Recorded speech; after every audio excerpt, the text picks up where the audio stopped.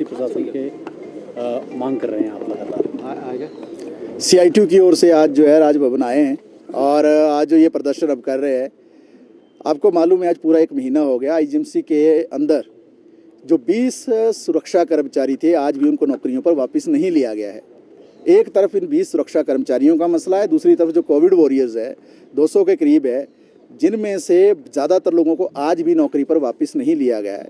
इस सारे मसले को लेकर जो 1 महीने से CITU के नेतृत्व में मजदूर आंदोलन कर रहे हैं और हमने शुरुआती दिनों में इस बात को रेखांकित कर दिया था कि अगर मजदूरों को न्याय नहीं मिला तो आंदोलन आगे बढ़ेगा, आंदोलन तेज होगा।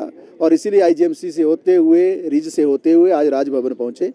हम इसलिए यहाँ पर आए क्योंकि हमने इस सारे विषय को IGMC के प्रबंधन से भी उठाया, ठेकेदार से भी उठाया, हमने शिमला के DC और SP के माध्यम से भी इस मसले पर हस्तक्षेप करवाने की कोशिश की और सरकार की तरफ भी इसका ध्यान हमने आकर्षित किया। मुख्यमंत्री महोदय से भी हम मिले, लेकिन हमें न्याय नहीं मिला और इसीलिए आज जो राजभवन आए हैं।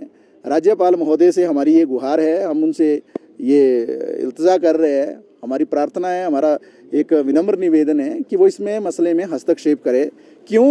क्योंकि IGMC के अंदर सब कुछ ठीक नहीं चल रहा है। IGMC के अंदर जो राजनीति चल रही है, ये बड़ा दुर्भाग्यपूर्ण विषय है कि जहां मरीज जो अपना इलाज करवाने आता है, ज़िंदगी और मौत के बीच में जूझता है, वहां राजनीति का केंद्र बन गया है। पुराने और नए MS के बीच का जो टकराव था, उसका खामियाजा आज कर्मचारियों को भुगतना पड़ रहा है। और जो नई कंपनी भी आई सिक्योर गार्ड, ये नियमों को दरकिनार करके इसको लाया गया। हमने आपके बीच में वो डॉक्यूमेंट्स प्लेस किए थे। 70 नंबर जो इवैल्यूएशन के थे, जिसके आधार पर जो किसी को कंसीडर होना था ठेके के लिए, 70 में से 0 नंबर थे सिक्योर गार्ड के। फिर किस नियम के तहत जो है इनको ठेका दिया गया? दूसरी बात, ठेका दे दिया, आज 1 महीने के बाद भी ये ड्रेस नहीं दे पाए, जूता जुराब नहीं दे पाए, वर्दी नहीं दे पाए, कैप नहीं दे पाए, बेल्ट नहीं दे पाए। पेनल्टीज़ हैं ठेके के अंदर, वो एक पेनल्टी जो है वो आज उसको कैलकुलेट करेंगे तो आज 50 लाख रुपए से ज़्यादा पेनल्टी जो है फाइन बनता है। क्या वो कंपनी से लिया गया? क्यों नहीं लिया गया? क्योंकि ये कंपनी जो है नियमों को दरकिनार करके लाई गई, इसके पास साधन ही नहीं है।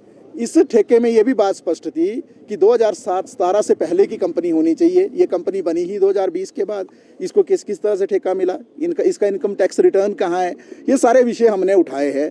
इन लोगों को निकालने का सिर्फ एक ही कारण था नौकरी से, क्योंकि ये सारे यूनियन के पदाधिकारी थे।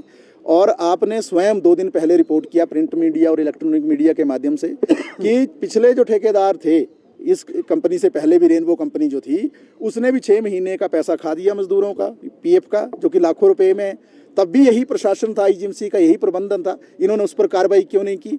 यानी कि IGMC के अंदर खुली कमीशन खोरी चल रही है, चोरी चल रही है। पुराने ठेकेदार से पैसे खाए, इससे भी खा रहे हैं और पैसा बना रहे हैं, और जो मजदूर है उसका गला दबाने की कोशिश कर रहे हैं, उसका गला घोटने की कोशिश कर रहे हैं।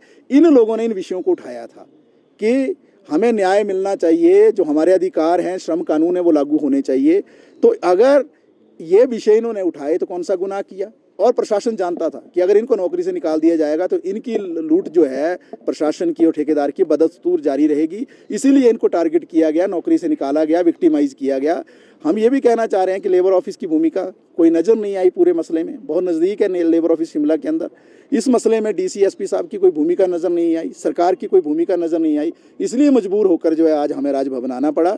तो हम राज्यपाल महोदय से जो है निवेदन करेंगे कि वो इस मामले में हस्तक्षेप करें, मजदूरों को न्याय दें, जो कोविड वॉरियर्स है उनको भी, और जो सुरक्षा कर्मचारी आज 20 से ज़्यादा नौकरी से बाहर है उनको भी नौकरी पर वापस लिया जाए। अन्यथा हमने जैसा ऐलान किया, हम चरणबद्ध तरीके से आगे बढ़ रहे हैं आंदोलन में।